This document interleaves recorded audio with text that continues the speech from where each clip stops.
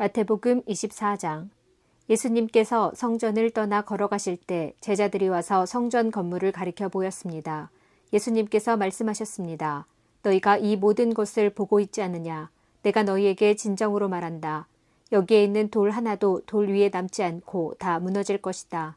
예수님께서 올리브산 위에 앉아 계실 때 제자들이 조용히 와서 말했습니다. 이런 일들이 언제 일어날지 말해 주십시오. 선생님께서 다시 오시는 때와 세상의 마지막 때에 어떤 징조가 있겠습니까? 예수님께서 대답하셨습니다. 아무도 너희를 속이지 못하게 조심하여라. 많은 사람들이 내 이름으로 와서 내가 바로 그리스도다 라고 말할 것이다. 그리고 많은 사람들을 속일 것이다. 또한 너희는 전쟁에 대한 소식과 소문을 들을 것이다. 그러나 두려워하지 마라. 이런 일들은 반드시 일어나야 한다. 그러나 아직 마지막 때는 아니다. 민족이 다른 민족과 싸우기 위해 일어나고 나라가 다른 나라와 싸우기 위해 일어날 것이다. 여러 곳에서 기근과 지진이 있을 것이다. 이런 일들은 해산의 고통이 시작되는 것에 불과하다. 그때 사람들이 너희를 박해하고 심지어 죽이기까지 할 것이다. 나 때문에 너희가 모든 민족에게 미움을 받을 것이다. 그때 많은 사람들이 넘어질 것이며 서로를 넘겨주고 미워할 것이다. 그리고 많은 거짓 예언자들이 일어나 많은 사람들을 속일 것이다.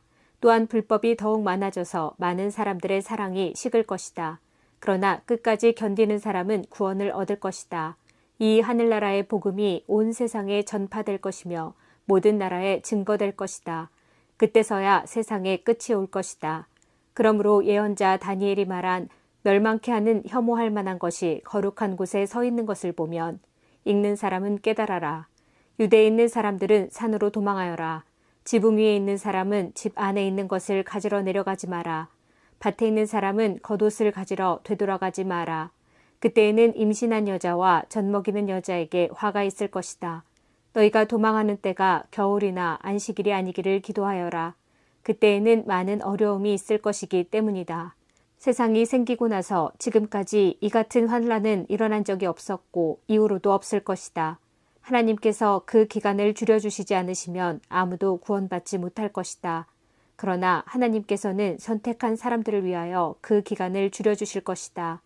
그때의 사람들이 여보시오, 그리스도가 여기 계십니다. 또는 저기 계십니다. 라고 할 것이다. 그러나 믿지 마라.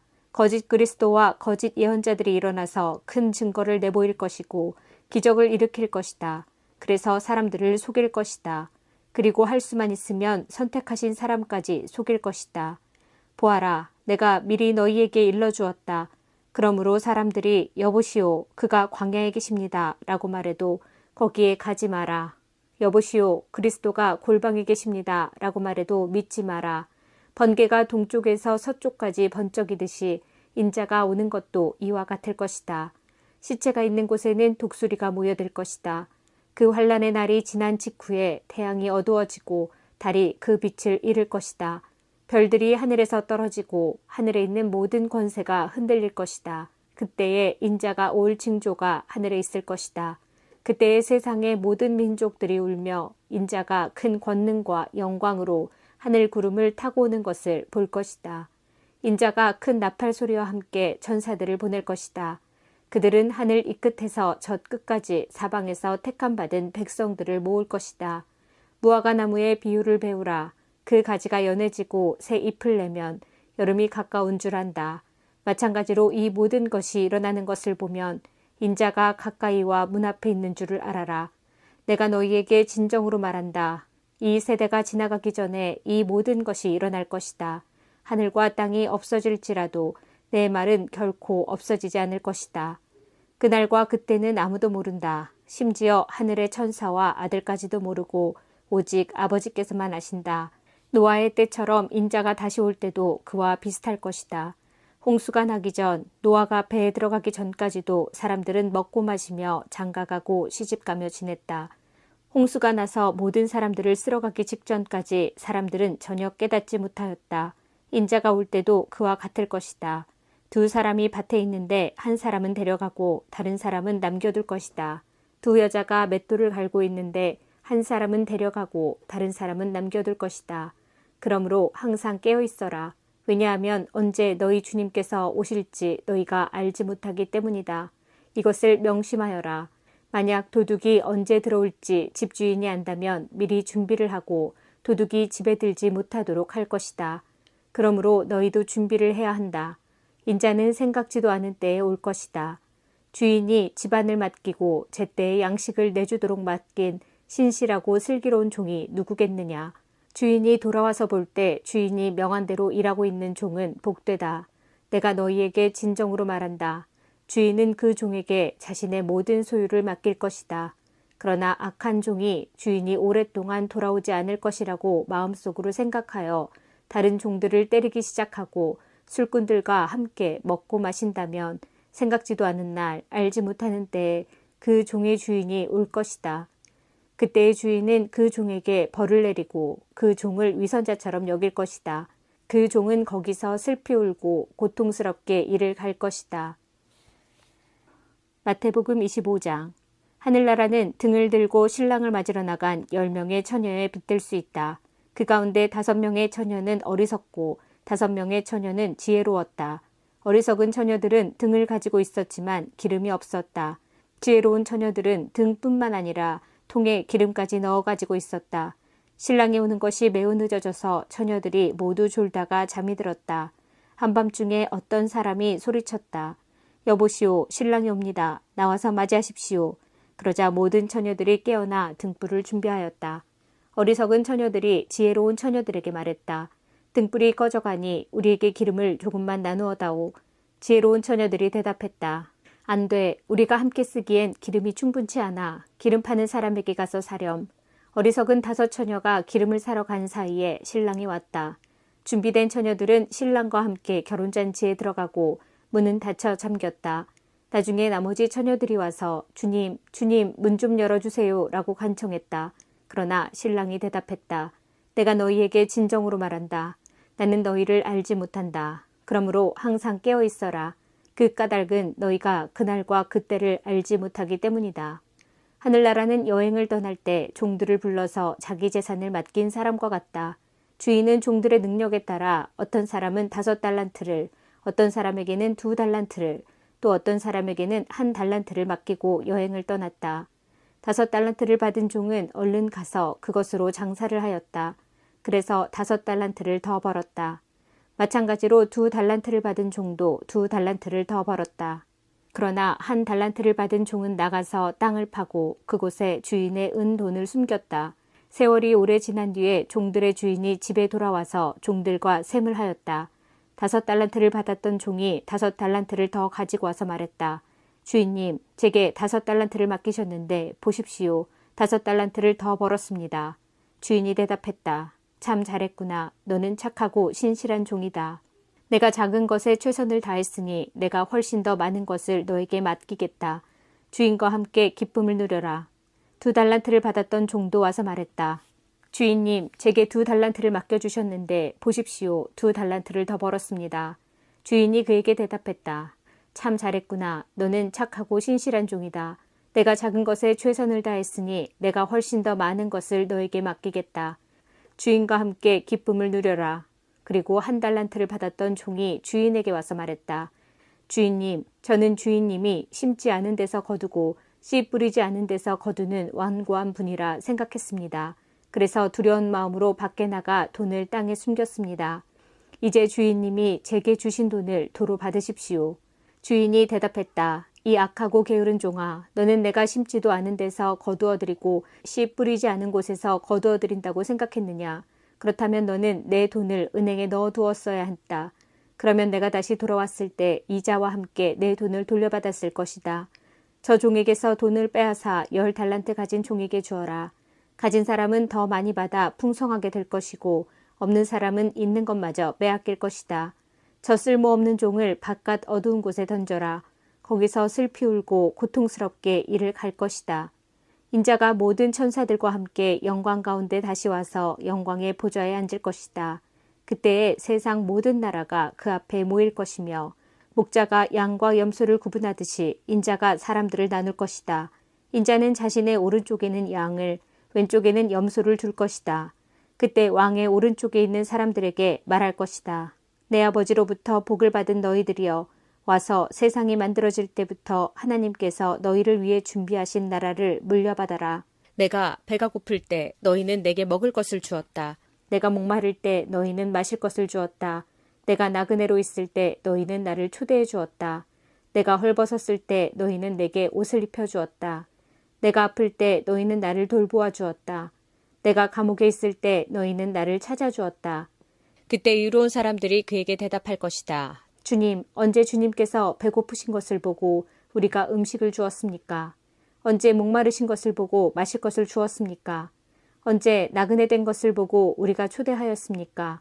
언제 헐벗으신 것을 보고 우리가 옷을 입혀 주었습니까? 언제 감옥에 있는 것을 보고 또 아프신 것을 보고 우리가 찾아갔습니까? 그때 왕이 대답할 것이다. 내가 너희에게 진정으로 말한다. 보잘것없는 사람에게 한 일, 곧 너희가 이 형제들 중 가장 보잘것없는 사람에게 한 일이 곧 나에게 한 것이다. 그리고 나서 왼쪽에 있는 사람들에게 이렇게 말할 것이다. 저주받은 자들아, 내게서 떠나 악마와 그 부하들을 위해 준비한 영원한 불에 들어가거라. 내가 배고플 때 너희는 내게 아무것도 주지 않았다. 내가 목마를 때 너희는 마실 것도 주지 않았다. 내가 나그네 되었을 때 너희는 나를 초대하지 않았다. 내가 헐벗었을 때 너희는 내게 아무것도 입혀주지 않았다. 내가 아플 때나 감옥에 있을 때 너희는 나를 돌보지 않았다. 그때 그 사람들이 대답할 것이다. 주님, 언제 주님이 배고프거나 목마르거나 나그네 되었거나 헐벗었거나 아프거나 감옥에 있는 것을 보고 우리가 돌보지 않았습니까? 그때 왕이 대답할 것이다. 내가 너희에게 진정으로 말한다. 이 사람들 가운데 가장 작은 자 한 사람에게 하지 않은 것이 곧 나에게 하지 않은 것이다. 이 사람들은 영원히 형벌을 받게 될 것이다. 그러나 의로운 사람들은 영원한 생명에 들어갈 것이다. 마가복음 13장. 예수님께서 성전을 떠나실 때 한 제자가 예수님께 말했습니다. 선생님, 보십시오. 정말 아름다운 돌이지요. 정말 아름다운 건물이지요. 예수님께서 이 큰 건물을 보느냐? 돌 위에 돌 하나도 남지 않고 완전히 무너질 것이다 라고 말씀하셨습니다. 예수님께서 성전 맞은편 올리브산에서 앉아 계실 때 베드로, 야고보, 요한과 안드레가 예수님께 조용히 물었습니다. 우리들에게 말씀해 주십시오. 언제 이런 일들이 일어나고 이런 일들이 이루어질 때 무슨 징조가 있겠습니까? 예수님께서 그들에게 말씀하기 시작하셨습니다. 아무도 너희를 속이지 못하게 조심하여라. 많은 사람들이 내 이름으로 와서 내가 바로 그리스도다 라고 말할 것이다. 그리고 많은 사람들을 속일 것이다. 너희는 전쟁에 대한 소식과 소문을 들을 것이다. 그러나 두려워하지 마라. 이런 일들은 반드시 일어나야 한다.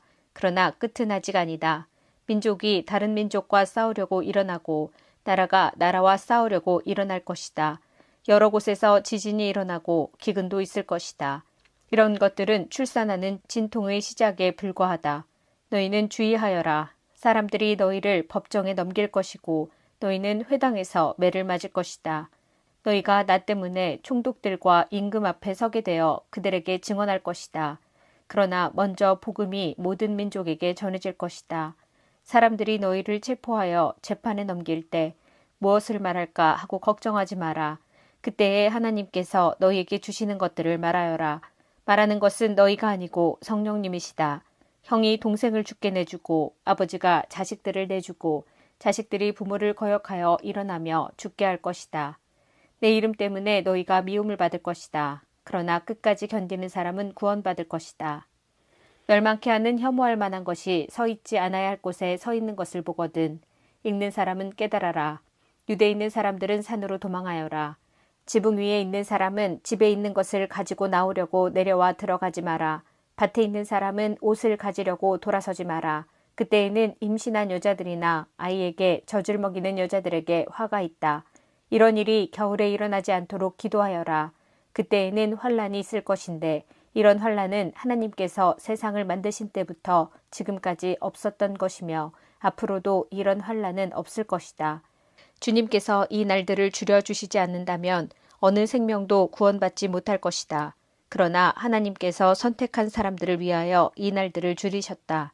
그때에 어떤 사람이 여보시오, 그리스도가 여기 계십니다. 또는 저기 계십니다. 라고 말해도 믿지 마라.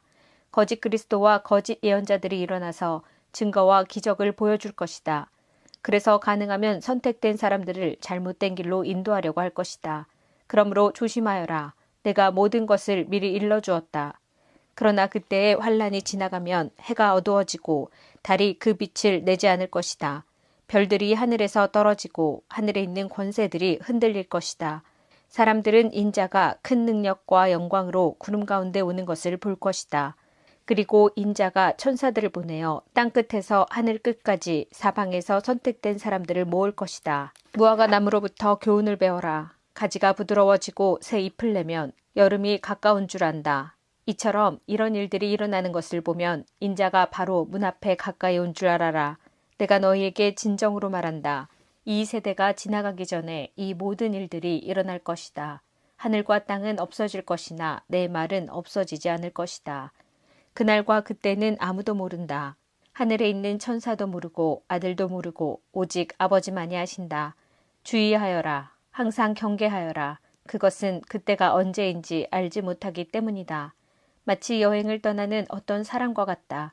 그는 집을 떠나면서 자기 종들에게 집을 돌보라고 맡겼다.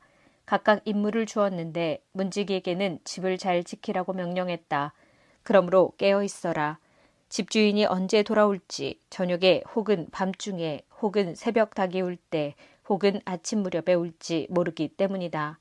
그가 갑자기 돌아와서 너희가 자고 있는 것을 보지 않게 하라. 내가 너희에게 말하는 것은 모두에게 하는 말이다. 항상 깨어 있어라.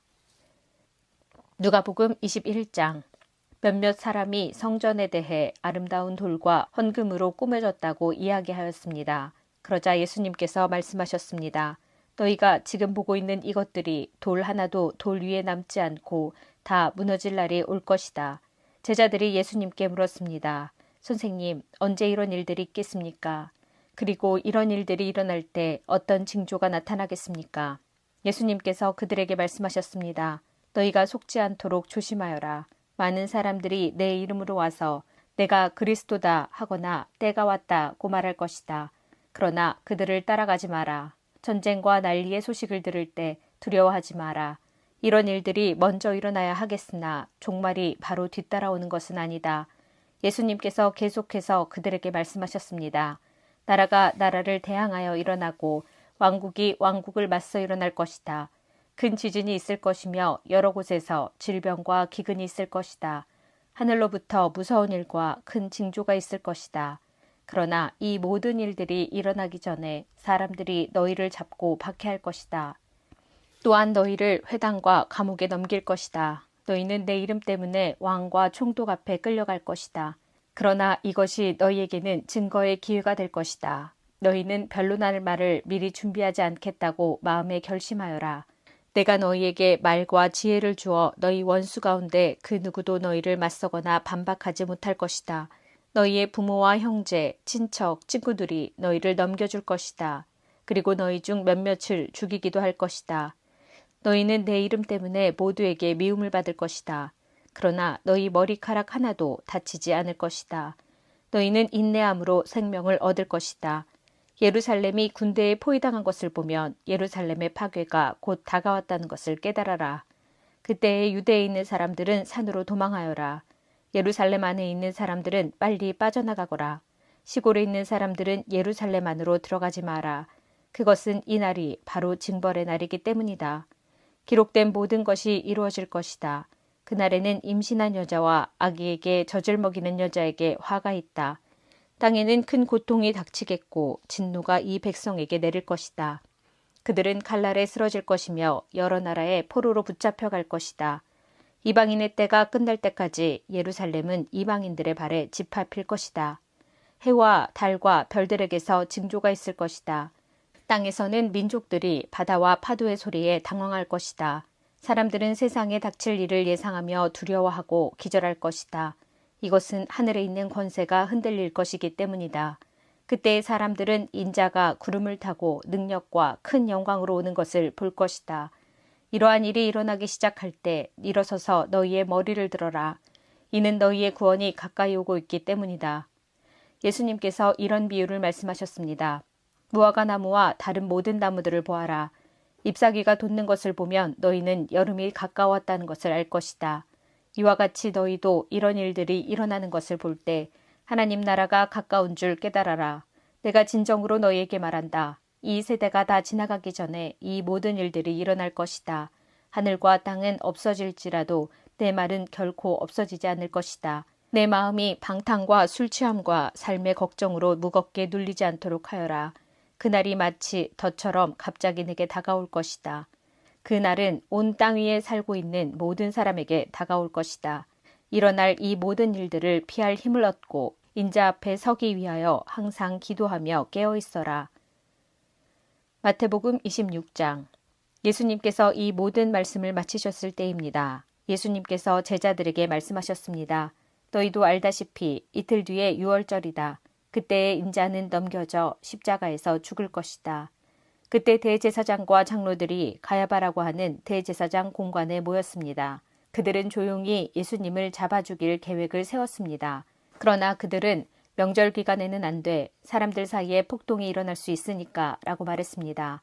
예수님께서 베다니에서 문둥병에 걸렸던 시몬의 집에 계셨을 때입니다. 한 여자가 비싼 향유 한 병을 가지고 와 식사하고 계시는 예수님의 머리에 이 향유를 부었습니다. 이 광경을 본 제자들이 화를 냈습니다. 왜 이 값비싼 향유를 낭비하는 것이요? 그것을 비싼 값에 팔아서 가난한 사람들에게 줄 수도 있었을 텐데 예수님께서 이것을 아시고 말씀하셨습니다. 왜 이 여자를 괴롭히느냐? 그는 나에게 좋은 일을 하였다. 가난한 사람들은 항상 너희 가운데 있을 것이다. 그러나 나는 너희와 항상 함께 있지 않을 것이다. 이 여자는 내 몸에 향유를 부어 내 장례를 준비한 것이다. 내가 진정으로 너희에게 말한다. 온 세상에 복음이 전해지는 곳마다 이 여자가 한 일도 전해져 그를 기억할 것이다. 그때 12제자 가운데 한 명인 가롯 출신의 유다가 대제사장들에게 갔습니다. 가롯 유다가 말했습니다. 내가 예수를 당신들에게 넘기면 나에게 얼마를 주겠소? 제사장들은 유다에게 은 30개를 주었습니다. 그 후로부터 유다는 예수님을 넘길 기회를 노렸습니다. 무교절의 첫 번째 날에 제자들이 예수님께 와서 말했습니다. 유월절 음식을 어디에다 준비할까요? 예수님께서 대답하셨습니다. 성 안에 들어가 한 사람에게 이렇게 말하여라. 선생님께서 때가 가까웠으니 당신 집에서 제자들과 함께 유월절을 보내겠다고 말씀하십니다. 제자들이 예수님께서 말씀하신 대로 행하여 유월절을 준비하였습니다. 그날 저녁에 예수님께서 12명의 제자들과 함께 음식을 드시기 위해 앉으셨습니다. 모두들 식사를 하고 있을 때 예수님께서 말씀하셨습니다. 내가 너희에게 진정으로 말한다. 너희 중에 하나가 나를 배반할 것이다. 제자들은 매우 슬퍼하며 한 사람씩 예수님께 묻기 시작했습니다. 주님, 제가 그 사람은 아니지요. 예수님께서 대답하셨습니다. 나와 함께 그릇에 손을 넣는 자가 나를 배반할 것이다. 성경에 쓰여진 대로 인자는 떠나갈 것이다. 그러나 인자를 넘겨주는 그 사람에게는 화가 있다. 차라리 태어나지 않았더라면 자신에게 더 좋았을 것이다. 예수님을 배반한 유다가 예수님께 말했습니다. 선생님이여, 설마 제가 그 사람입니까? 예수님께서 그에게 내가 말했다 하고 대답하셨습니다. 식사 때에 예수님께서는 빵을 들어 감사 기도를 드리시고 그것을 떼어 제자들에게 주시며 말씀하셨습니다. 받아 먹어라. 이것은 내 몸이다. 또한 예수님께서 잔을 들어 감사드리신 후 그것을 제자들에게 주시며 말씀하셨습니다. 너희 모두 이것을 마셔라. 이것은 죄를 용서하기 위하여 많은 사람들을 위해 붓는 나의 피, 곧 언약의 피이다. 내가 너희에게 말한다. 내가 아버지의 나라에서 너희와 함께 새롭게 마시는 그날까지 지금부터는 포도 열매로 빚은 것을 마시지 않을 것이다. 그들은 찬송을 부르고 올리브산으로 올라갔습니다.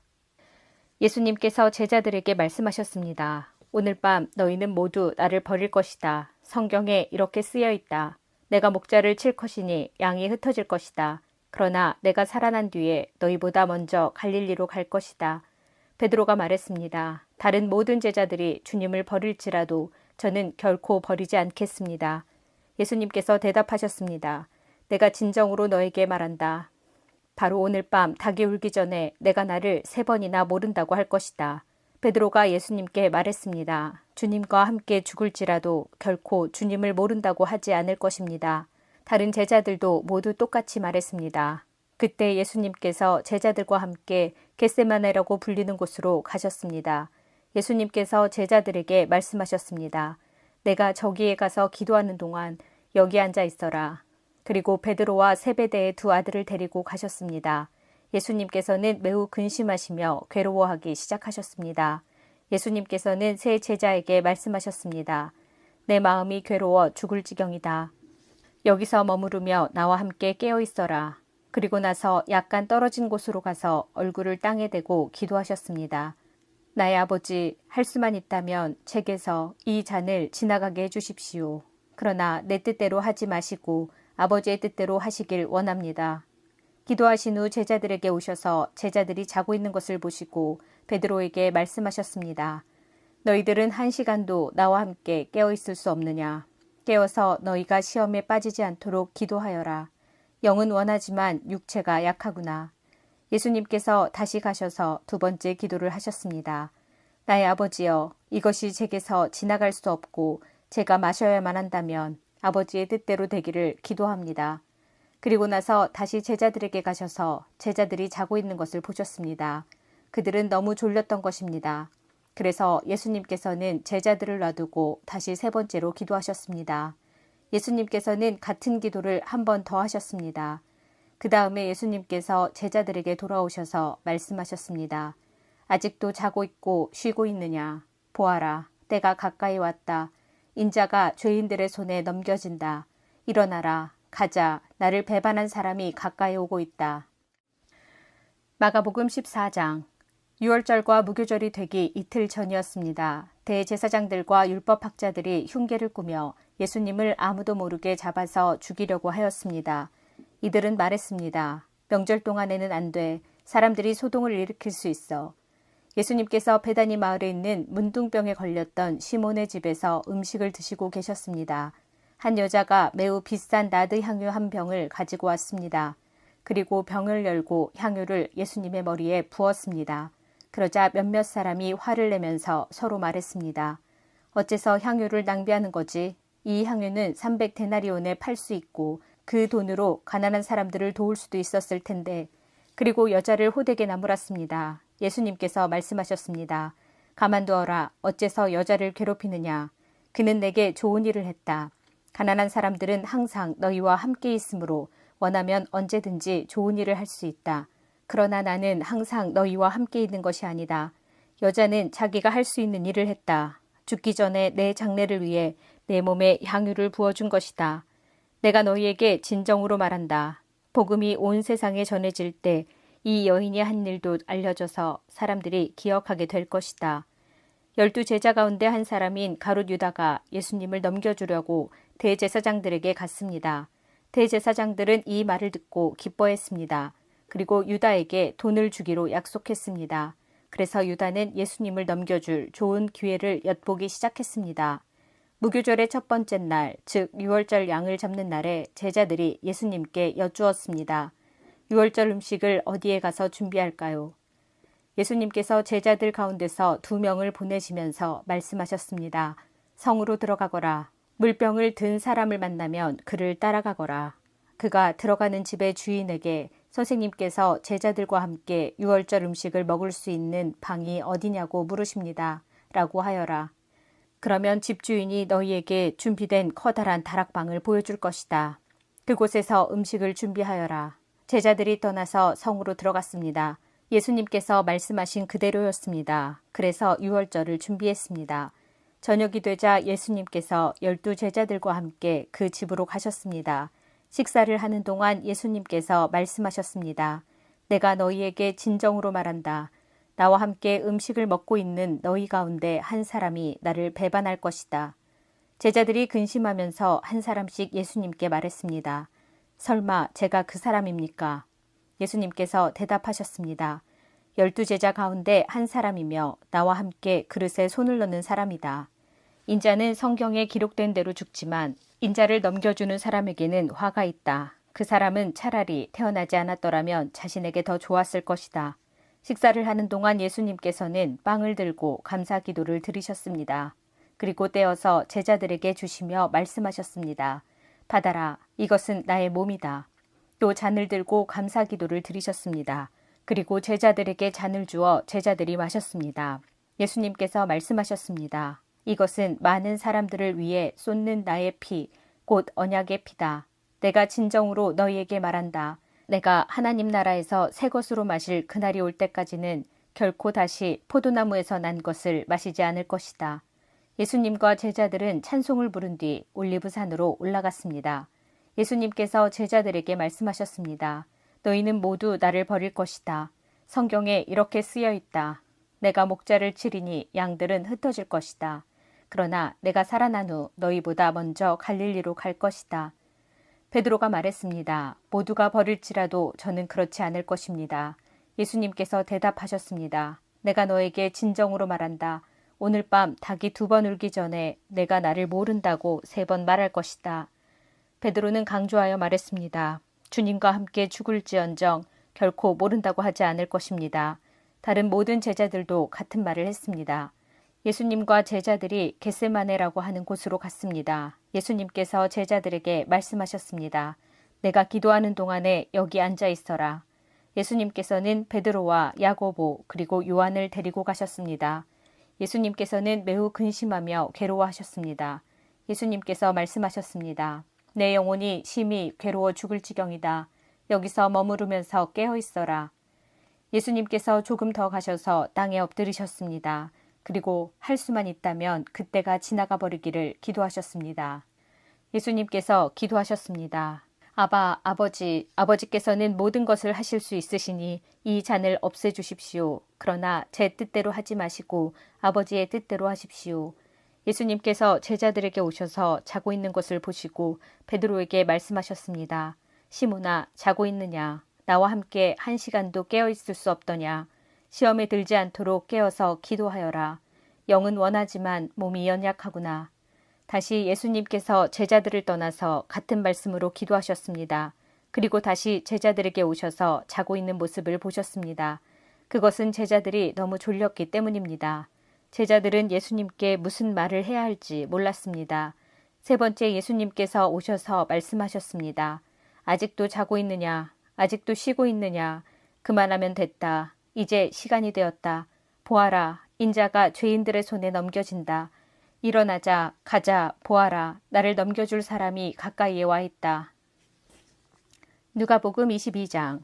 6월절이라고도 하는 무교절이 다가왔습니다. 대제사장들과 율법학자들은 어떻게 하면 예수님을 죽일까 궁리를 하였습니다. 이는 그들이 사람들을 두려워하였기 때문입니다. 사탄이 12제자 중 하나인 가롯이라고 하는 유다에게로 들어갔습니다. 유다가 대제사장과 성전 수비대장에게 가서 예수님을 그들에게 어떻게 넘겨줄지를 의논하였습니다. 그들은 기뻐하면서 유다에게 돈을 주겠다고 약속했습니다. 유다도 찬성하고 사람들이 없을 때에 예수님을 그들에게 넘겨줄 적당한 기회를 찾았습니다. 6월절 양을 희생제물로 바치는 무교절이 되었습니다. 예수님께서 베드로와 요한을 보내면서 말씀하셨습니다. 가서 우리가 먹을 수 있도록 6월절을 준비하여라. 이들이 예수님께 물었습니다. 어디에 준비하길 원하십니까? 예수님께서 제자들에게 말씀하셨습니다. 보아라, 도시에 들어가면 물 항아리를 가지고 가는 사람을 만날 것이다. 그를 따라 그가 들어가는 집으로 들어가거라. 그리고 집주인에게 말하여라. 선생님께서 내 제자들과 함께 6월절 음식을 먹을 방이 어디냐고 물으셨습니다. 그러면 그 사람이 위층에 있는 정돈된 큰 방을 보여줄 것이다. 거기서 6월절을 준비하여라.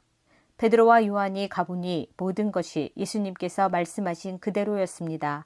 그들은 그곳에서 6월절을 준비하였습니다. 때가 되어 예수님께서 식사 자리에 앉으셨습니다. 그리고 제자들도 예수님과 함께 앉았습니다. 예수님께서 제자들에게 말씀하셨습니다. 내가 고난을 받기 전에 너희와 함께 이 6월절 음식을 먹기를 간절히 바랐다. 내가 너희에게 말한다. 6월절이 하나님 나라에서 이루어질 때까지 다시는 6월절 식사를 하지 않겠다. 예수님께서 잔을 받아서 감사 기도를 드리고 말씀하셨습니다. 이 잔을 받아 너희들끼리 나누어 마셔라. 내가 너희에게 말한다. 하나님 나라가 올 때까지 포도열매에서 난 것을 이후로는 마시지 않을 것이다. 그리고 예수님께서 빵을 들고 감사 기도를 드렸습니다. 그리고 떼어서 제자들에게 주시며 말씀하셨습니다. 이것은 내가 너희에게 주는 내 몸이다. 이것을 행하여 나를 기념하여라. 이와 같이 빵을 드신 후에 잔을 가지시고 말씀하셨습니다. 이 잔은 너희를 위하여 흘리는 내 피로 세운 새 언약이다. 보아라, 나를 넘겨줄 사람의 손이 나와 함께 식탁 위에 있다. 인자는 정해져 있는 대로 갈 것이나 인자를 넘기는 그 사람에게는 화가 있다. 제자들이 자기들 중에 누가 이런 일을 하겠는가 하고 서로 묻기 시작하였습니다. 제자들 사이에 누가 가장 큰 사람으로 여김을 받을 것인가를 놓고 서로 말다툼이 일어났습니다. 예수님께서 그들에게 말씀하셨습니다. 이방인들의 왕은 백성들 위에서 왕 노릇한다. 그리고 권력을 가진 사람들은 백성들에게 은인으로 불린다. 그러나 너희가 그래서는 안 된다. 너희 중에 가장 큰 사람은 가장 어린 사람처럼 되어야 하고 지도자는 종처럼 되어야 한다. 식사 자리에 앉아 있는 사람과 그를 시중드는 사람 가운데 누가 더 큰 사람이냐? 식사 자리에 앉아 있는 사람이 아니냐? 그러나 나는 섬기는 사람으로 너희 가운데 있다. 너희는 내가 시험을 당할 때 나와 함께 있었다. 내 아버지께서 내게 나라를 주신 것처럼 나도 너희에게 주려고 한다. 너희는 내 나라에서 먹고 마실 것이며 왕좌에 앉아 이스라엘의 12지파를 심판할 것이다. 시몬아, 시몬아, 사탄이 너를 마치 밀 까부르듯 하는 것을 허락해달라고 요청하였다. 그러나 나는 내가 믿음이 꺾이지 않도록 기도하였다. 내가 돌아온 후에 내 형제들을 굳게 하여라. 베드로가 예수님께 말했습니다. 주님, 주님과 함께라면 감옥에 갈 수도 있고 죽을 준비도 되어 있습니다. 예수님께서 말씀하셨습니다. 내가 내게 말한다. 오늘 닭이 울기 전에 내가 3번씩이나 나를 모른다고 부인할 것이다. 예수님께서 제자들에게 말씀하셨습니다. 지갑이나 가방이나 신발이 없이 내가 너희를 보냈을 때 너희에게 부족한 것이 있었느냐? 그들이 대답했습니다. 아닙니다. 없었습니다. 예수님께서 제자들에게 말씀하셨습니다. 그러나 지금은 지갑이 있는 자는 지갑을 챙기라. 가방도 그렇게 하여라. 칼이 없으면 옷을 팔아서라도 사라. 내가 너희에게 말한다. 그는 마치 범죄자처럼 취급당했다고 쓰여진 말씀이 내게서 반드시 이루어져야 한다. 내게 대하여 쓰여진 것이 이제 이루어지고 있다. 제자들이 말했습니다. 보십시오, 주님. 여기에 칼 2개가 있습니다. 예수님께서 그것이면 충분하다라고 말씀하셨습니다. 예수님께서 예루살렘 밖으로 나가셔서 늘 하시던 대로 올리브산으로 가셨습니다. 제자들도 예수님을 뒤따라갔습니다. 그곳에 이르셔서 예수님께서 제자들에게 말씀하셨습니다. 시험에 들지 않게 기도하여라. 그리고 제자들을 떠나 돌을 던져 닿을 만한 곳에 가셔서 무릎을 꿇고 기도하셨습니다. 아버지, 만일 아버지의 뜻이라면 제게서 이 잔을 없애주십시오. 그러나 제 뜻대로 되게 하지 마시고 아버지의 뜻대로 이루어지게 하십시오. 그러자 하늘로부터 천사가 나타나 예수님께 힘을 북돋워 주었습니다. 예수님께서 고통스러워하시며 더 간절히 기도하셨습니다. 땀이 마치 빗방울처럼 땅에 떨어졌습니다. 예수님께서 기도하기를 마치시고 일어나 제자들에게 가셨습니다. 그리고 제자들이 슬픔에 지쳐 잠들어 있는 모습을 보셨습니다. 예수님은 그들에게 말씀하셨습니다. 왜 잠을 자고 있느냐? 일어나라. 그리고 시험에 들지 않게 기도하여라. 요한복음 12장. 그 집 사람들은 예수님께 저녁 식사를 대접하였습니다. 마르다는 음식을 접대하는 일을 맡았고 나사로는 예수님과 함께 식사하는 사람들 속에 있었습니다. 마리아가 매우 비싼 나드 향유 약 300g을 가져와서 예수님의 발에 붓고 자기의 머리카락으로 그 발을 닦았습니다. 그러자 그 향기가 온 집안에 가득하였습니다. 예수님의 제자 중 한 사람인 가롯 사람 유다가 그곳에 있었습니다. 그는 나중에 예수님을 배반할 사람이었습니다. 유다가 말했습니다. 이 향유를 팔아 그 돈을 가난한 사람들에게 나누어 주는 것이 좋지 않은가? 이것은 300데나리온에 해당하는 값비싼 것인데 말이야. 그러나 유다가 정말로 가난한 사람들을 생각해서 이 말을 한 것은 아니었습니다. 그는 도둑이었기 때문에 이런 말을 한 것입니다. 그는 돈주머니를 관리하는 사람이었는데 종종 돈주머니에서 돈을 제 마음대로 꺼내 쓰곤 하였습니다. 예수님께서 말씀하셨습니다. 이 여자가 하는 대로 내버려 두어라. 마리아는 내 장례를 치를 날을 위해 이 향유를 준비해 둔 것이다. 가난한 사람들은 너희와 항상 함께 있겠지만 나는 너희와 항상 함께 있지는 않을 것이다. 요한복음 13장. 6월절 바로 전에 예수님께서는 자신이 이 세상을 떠나 아버지께로 돌아갈 때가 왔다는 것을 아셨습니다. 예수님께서는 세상에 있는 자기의 사람들을 사랑하시되 끝까지 사랑하셨습니다. 저녁 식사를 하는 중이었습니다. 마귀가 이미 시몬의 아들 가롯사람 유다의 마음속에 들어가 예수님을 배반할 생각을 갖게 하였습니다. 예수님께서는 아버지께서 자기에게 모든 것을 다스릴 권세를 주셨다는 것을 아셨습니다. 또한 그는 아버지께로부터 오셨다가 다시 아버지께로 돌아가실 것을 아셨습니다. 그래서 저녁 잡수시던 자리에서 일어나 겉옷을 벗고 수건을 가져다가 허리에 두르셨습니다. 예수님께서는 대야에 물을 부어 제자들의 발을 씻기시고 두르신 수건으로 그들의 발을 닦아주기 시작하셨습니다. 이윽고 시몬 베드로 차례가 되었을 때 베드로는 예수님께 주님께서 제 발을 씻기시렵니까? 라고 말했습니다. 예수님께서 베드로에게 대답하셨습니다. 지금은 내가 하고 있는 행동을 이해하지 못할 것이지만 나중에는 이해할 것이다. 베드로가 말했습니다. 제 발은 절대로 씻기지 못하십니다. 예수님께서 대답하셨습니다. 내가 내 발을 씻기지 않으면 너는 나와 상관이 없는 사람이 되고 만다. 이 말을 들은 시몬 베드로는 주님, 제 발만 아니라 손과 머리도 씻겨주십시오 라고 말했습니다. 예수님께서 베드로에게 말씀하셨습니다. 이미 목욕한 사람은 발만 씻으면 되는 법이다. 그 사람은 온몸이 깨끗하다. 그러므로 너희는 깨끗하다. 그러나 너희 모두가 다 깨끗한 것은 아니다. 예수님께서 이렇게 말씀하신 것은 자기를 배반할 사람이 누군지 알고 계셨기 때문입니다. 그래서 너희 모두가 다 깨끗한 것은 아니다 라고 말씀하신 것입니다. 예수님께서는 제자들의 발을 다 씻기신 뒤에 옷을 입고 다시 자리에 앉으셔서 그들에게 이런 질문을 하셨습니다. 내가 방금 전에 너희에게 행한 일이 무슨 뜻으로 한 것인지 이해하겠느냐? 너희는 나를 선생님 또는 주님이라고 부르는데 너희 말이 맞다. 나는 바로 그런 사람이다. 내가 선생과 주로서 너희 발을 씻겼으니 너희도 서로 발을 씻겨주어야 한다. 내가 너희에게 행한 그대로 너희도 행하게 하기 위해 내가 본을 보여준 것이다. 내가 너희에게 진리를 말한다.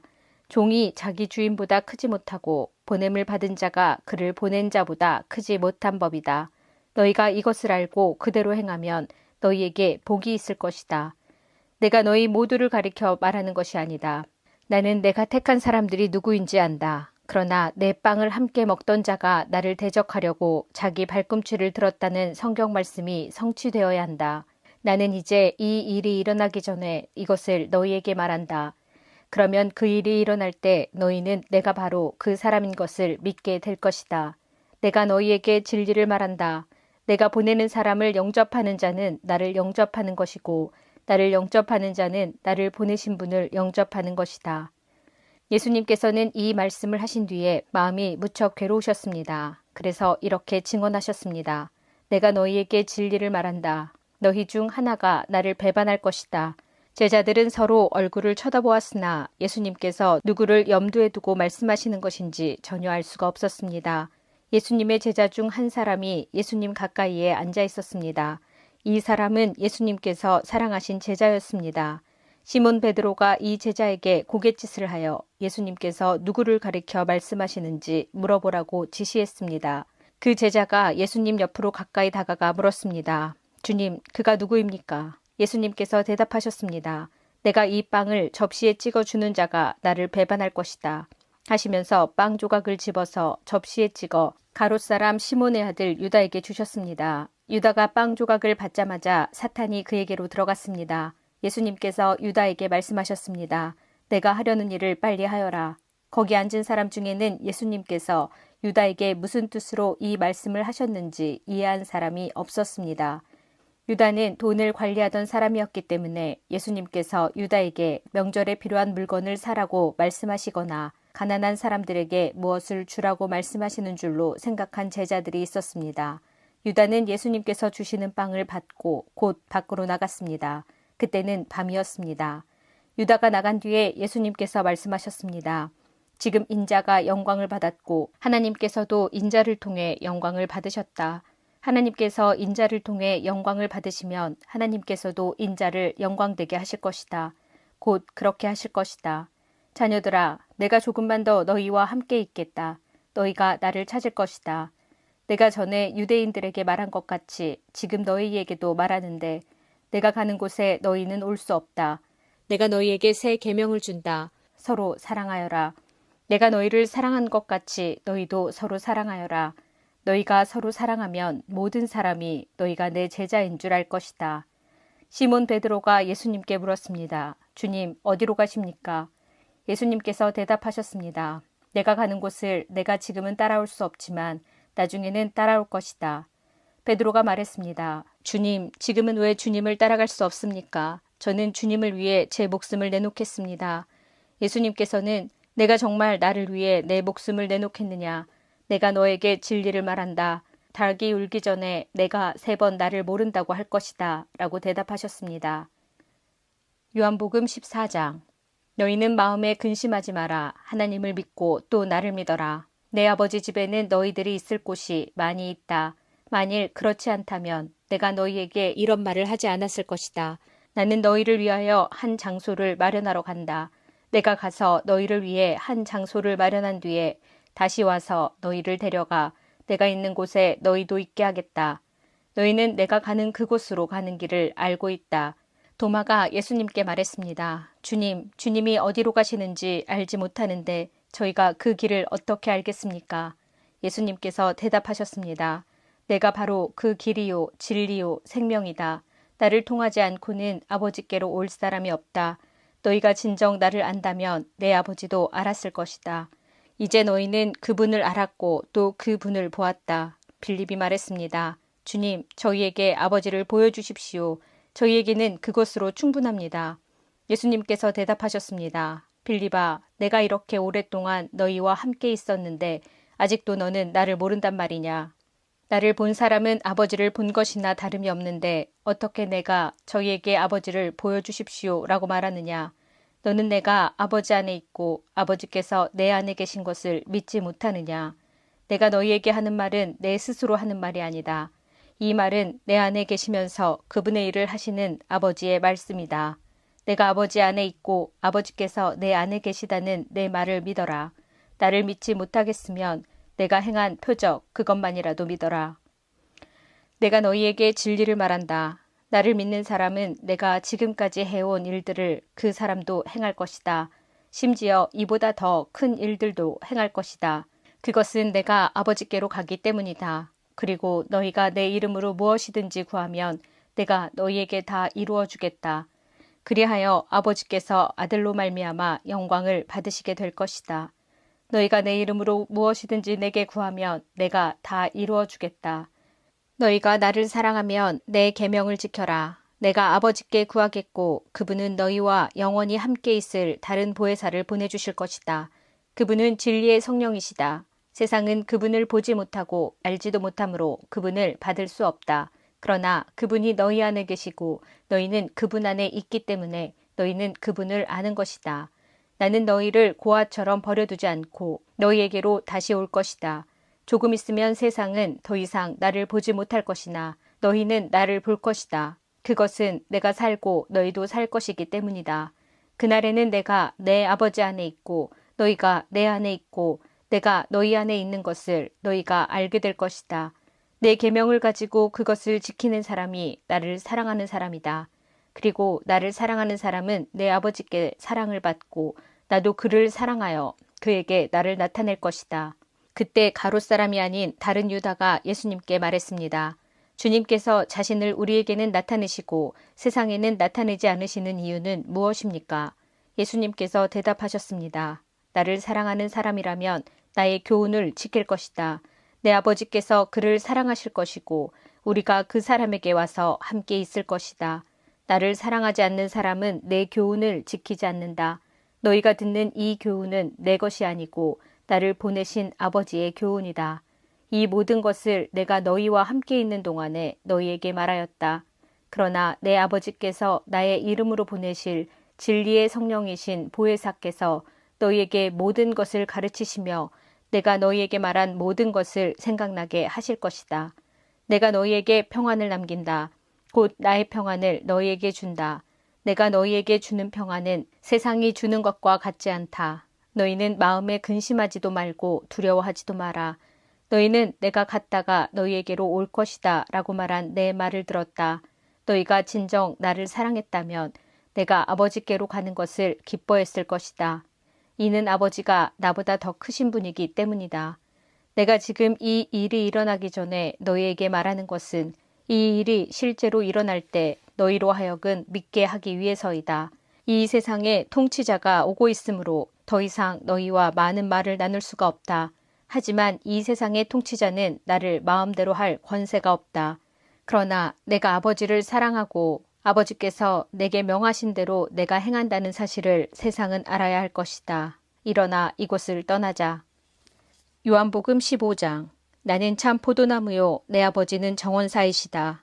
내 안에서 열매 맺지 못하는 가지마다 아버지께서 잘라내시고 열매 맺는 가지는 더 많은 열매를 맺게 하려고 깨끗하게 다듬으신다. 너희는 내가 너희에게 해준 말 때문에 이미 깨끗하게 되었다.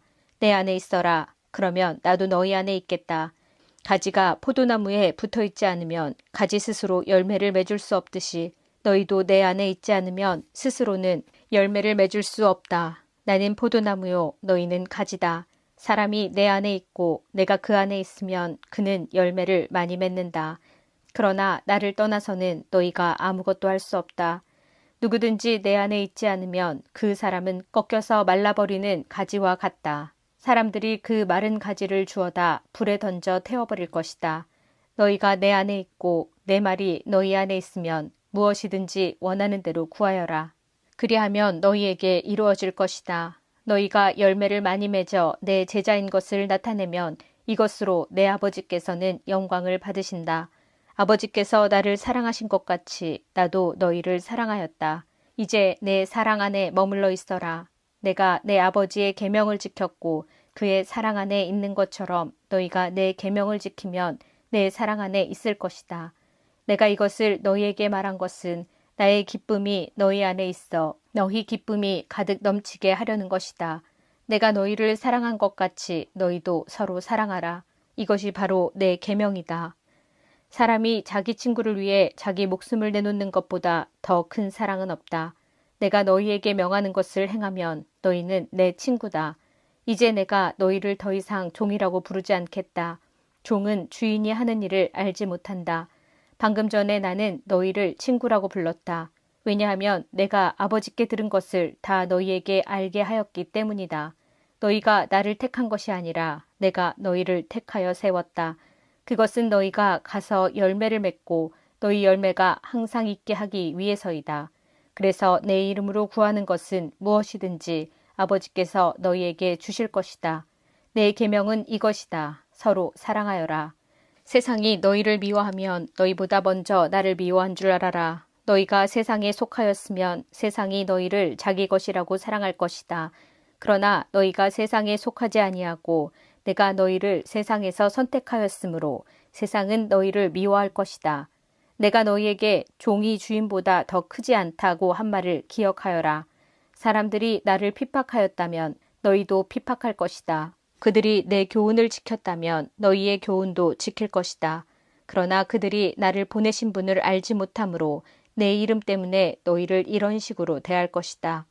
내가 와서 그들에게 말하지 않았더라면 그들에게는 죄가 없었을 것이다. 그러나 지금은 그들이 자기들이 지은 죄에 대하여 핑계할 수 없게 되었다. 나를 미워하는 사람은 내 아버지도 미워한다. 내가 아무도 하지 않은 일을 그들 가운데서 행하지 않았다면 그들에게 죄가 없었을 것이다.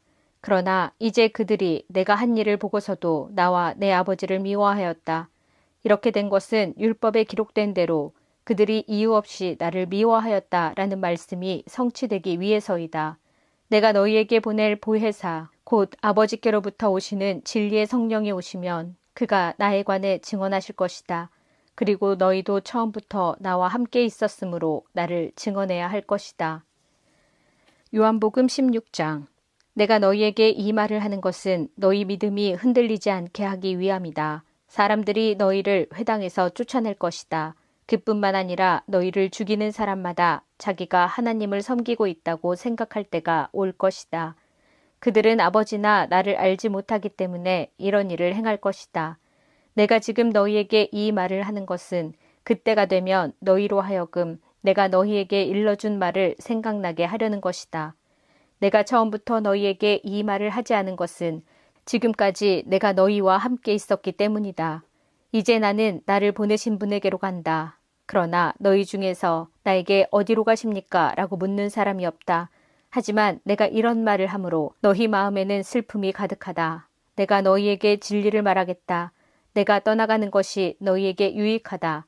내가 가지 않으면 보혜사가 너희에게 오시지 않을 것이다. 내가 가면 보혜사를 너희에게 보낼 것이다. 보혜사가 오시면 그분은 죄에 대하여, 의에 대하여, 심판에 대하여 세상이 잘못 생각한 것들을 책망하실 것이다. 그분은 사람들이 나를 믿지 않은 것이 바로 죄라는 것을 말해주실 것이며 내가 아버지께로 감으로써 너희가 더 이상 나를 보지 못하는 것이 하나님의 의라는 것을 알려주실 것이다. 이 세상 통치자가 이미 심판을 받았다는 것이 심판에 관하여 그분이 책망하실 내용이다. 내게는 아직 너희에게 할 말이 많이 있지만 지금은 너희가 그 말을 도저히 이해할 수 없다. 그러나 진리의 성령이 오시면 그분이 너희를 모든 진리 가운데로 인도하실 것이다. 그분은 자기 마음대로 말씀하지 않으시고 그가 들은 것만을 말씀하시며 앞으로 될 일들을 너희에게 알려주실 것이다. 진리의 성령은 내 것을 가지고 너희에게 알려줌으로써 나를 영화롭게 하실 것이다. 아버지께 있는 것은 다 내 것이다. 그래서 내가 성령께서 내 것을 가지고 너희에게 알려주신다고 말한 것이다. 조금 있으면 너희가 나를 보지 못할 것이고 또 조금 있으면 나를 다시 볼 것이다. 예수님의 제자들 중 몇 사람은 서로 이렇게 말했습니다. 주님께서 조금 있으면 너희가 나를 보지 못할 것이고 또 조금 있으면 나를 다시 볼 것이다 라고 말씀하시고 또 이는 내가 아버지께로 가기 때문이다 라고 말씀하셨는데 이게 대관절 무슨 뜻일까? 또 그들은 주님께서 조금 있으면이라고 말씀하셨는데 그분이 하신 말씀은 도대체 이해할 수 없어 라고 말했습니다. 예수님께서 제자들이 자기에게 물어보고 싶어 한다는 것을 아시고 그들에게 말씀하셨습니다. 내가 조금 있으면 너희가 나를 보지 못할 것이고 또 조금 있으면 나를 다시 볼 것이다 라고 한 말 때문에 너희끼리 서로 묻느냐? 내가 너희에게 진리를 말한다. 너희는 울며 애통할 것이나 세상은 기뻐할 것이다. 너희가 슬퍼할 것이지만 너희의 슬픔은 기쁨이 될 것이다. 출산하는 여인에게는 출산할 때 고통이 있다. 그러나 아이를 낳으면 여인은 아이가 세상에 태어난 것이 너무 기뻐서 그 고통을 잊어버린다. 너희도 지금은 근심하지만 내가 너희를 다시 보게 되면 너희는 기뻐할 것이다. 그리고 아무도 너희에게서 그 기쁨을 빼앗지 못할 것이다. 그때에는 너희가 내게 아무것도 구하지 않을 것이다. 내가 너희에게 진리를 말한다. 너희가 내 이름으로 아버지께 무엇이든지 구하면 그분이 너희에게 주실 것이다. 지금까지는 너희가 내 이름으로 아무것도 구하지 않았다. 그러나 구하라. 그러면 너희가 받을 것이요. 너희 기쁨이 가득 찰 것이다. 내가 지금까지는 이것을 비유적인 말로 너희에게 말하였지만 더 이상 비유적인 말이 아니라 아버지에 관하여 명확한 말로 너희에게 말할 때가 올 것이다. 그날에 너희가 내 이름으로 아버지께 구할 것이다. 내가 너희를 위하여 아버지께 구하겠다는 말이 아니다. 너희가 나를 사랑하고 내가 아버지께로부터 왔음을 믿었기 때문에 아버지께서 친히 너희를 사랑하신다. 내가 아버지를 떠나 세상에 왔으니 이제 세상을 떠나 다시 아버지께로 돌아간다. 그때 제자들이 말했습니다. 이제는 주님께서 우리에게 분명하게 말씀하시고 비유적인 말을 하나도 사용하지 않으십니다. 우리가 이제서야 주님께서 모든 것을 알고 계시다는 것을 깨달았습니다. 아무도 주님께 묻지 않을 것입니다. 이것으로써 우리는 주님께서 하나님께로부터 오신 분임을 믿습니다. 예수님께서 대답하셨습니다. 이제 너희가 믿느냐? 그러나 잘 들어라. 너희가 뿔뿔이 흩어질 때가 다가오고 있으며 이미 그때가 되었다. 너희는 저마다 자기 집으로 흩어지고 나를 혼자 버려둘 것이다. 그러나 나는 혼자가 아니다. 그것은 아버지께서 나와 함께 계시기 때문이다. 내가 이것을 너희에게 말한 것은 너희가 내 안에서 평안을 얻게 하려는 것이다. 이 세상에서는 너희가 고난을 당할 것이다. 그러나 담대하여라. 내가 세상을 이기었다. 요한복음 17장. 예수님께서는 이 말씀을 하시고 눈을 들어 하늘을 바라보시며 기도하셨습니다. 아버지, 때가 이르렀습니다. 아버지의 아들을 영광되게 해주십시오. 아들이 아버지를 영화롭게 하겠습니다. 아버지께서는 아들에게 주신 모든 사람에게 영생을 주려고 모든 사람을 다스리는 권세를 아들에게 주셨습니다. 영생은 곧 한 분이신 참 하나님과 아버지께서 보내신 자 예수 그리스도를 아는 것입니다. 저는 땅에서 아버지를 영광되게 하였고 아버지께서 제게 하라고 주신 일을 완전히 행하였습니다. 그러므로 아버지, 이제는 세상이 창조되기 전에 제가 아버지와 함께 가지고 있던 그 영광으로서 저를 영광되게 해주십시오. 저는 아버지께서 세상에서 택하여 제게 주신 사람들에게 아버지의 이름을 나타냈습니다. 그들은 아버지의 것이었는데 아버지께서 제게 주셨고 그들은 아버지의 말씀을 지켰습니다. 지금 그들은 제게 주신 모든 것이 다 아버지께로부터 온 것임을 알고 있습니다. 저는 아버지께서 제게 주신 말씀을 이 사람들에게 주었습니다. 그들은 그 말씀을 받았고 제가 아버지께로부터 온 것을 진정으로 알았고 아버지께서 저를 보내신 것을 믿었습니다. 이제 저는 그들을 위하여 기도합니다. 세상 사람을 위해서가 아니라 아버지께서 제게 주신 자를 위해 기도합니다. 그것은 그들이 아버지의 것이기 때문입니다. 제 것은 다 아버지의 것이고 아버지의 것은 다 제 것입니다. 그리고 저는 그들로 말미암아 영광을 받았습니다. 저는 더 이상 세상에 있지 않겠지만 이 사람들은 계속 세상에 있습니다. 그리고 저는 아버지께로 갑니다.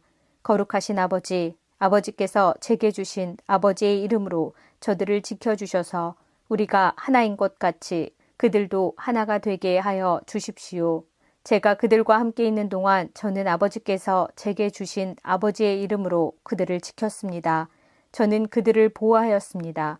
멸망의 자식을 빼놓고는 그들 중 한 사람도 잃지 않았습니다. 멸망의 자식을 잃은 것은 성경 말씀이 이루어지게 하기 위함이었습니다. 이제 저는 아버지께로 갑니다. 제가 세상에서 이것을 말하는 것은 저의 기쁨이 그 사람들 속에 충만히 있도록 하려는 것입니다. 제가 아버지의 말씀을 그들에게 주었습니다. 제가 세상에 속하지 않은 것처럼 그들도 세상에 속하지 않았으므로 세상은 그들을 미워하였습니다. 제가 구하는 것은 아버지께서 그들을 세상에서 데려가 달라는 것이 아니라 악으로부터 지켜주시라는 것입니다. 제가 세상에 속하지 않은 것처럼 그들도 세상에 속하지 않았습니다. 그들을 진리로 거룩하게 해주십시오. 아버지의 말씀은 진리입니다. 아버지께서 저를 세상에 보내신 것 같이 저도 그들을 세상에 보냈습니다. 그들을 위해 내 자신을 거룩하게 하는 것은 그들도 진리 안에서 거룩해지도록 하기 위해서입니다. 저는 이 사람들을 위해서만 기도하는 것이 아니라 이 사람들이 전하는 말을 듣고 저를 믿는 사람들을 위해서도 기도합니다. 아버지, 아버지께서 제 안에 계시고 제가 아버지 안에 있는 것 같이 믿는 사람들이 다 하나가 되게 하여 주시고 그들도 우리 안에 있게 하셔서 아버지께서 저를 보내셨다는 것을 세상이 믿게 하여 주십시오. 우리가 하나인 것 같이 그들도 하나가 되게 하기 위해 아버지께서 제게 주신 영광을 이 사람들에게 주었습니다. 제가 그들 안에 있고 아버지께서 제 안에 계십니다. 부디 그들로 온전히 하나가 되게 해주십시오. 그리하여 세상이 아버지께서 저를 보내신 것과 아버지께서 저를 사랑하신 것처럼 그들도 사랑하셨다는 것을 알게 해주십시오. 아버지, 제가 있는 곳에 아버지께서 제게 주신 이 사람들이 저와 함께 있게 하여 주시기를 원합니다. 아버지께서 세상이 창조되기 전에 저를 사랑하셔서 아버지께서 제게 주신 그 영광을 그들로 보게 해주십시오. 의로우신 아버지, 세상은 아버지를 알지 못하지만 저는 아버지를 알며 이 사람들도 아버지께서 저를 보내신 것을 압니다. 아버지께서 제게 보이신 사랑이 그들에게 있고 저도 그들 안에 있게 하기 위해 그 사람들에게 아버지의 이름을 알게 하였고 앞으로도 계속 알게 할 것입니다. 요한복음 18장. 예수님께서 이 모든 말씀을 마치시고 제자들과 함께 기드론 골짜기 건너편으로 가셨습니다. 그곳에는 올리브 나무 정원이 있었습니다. 예수님과 제자들은 이 정원으로 갔습니다.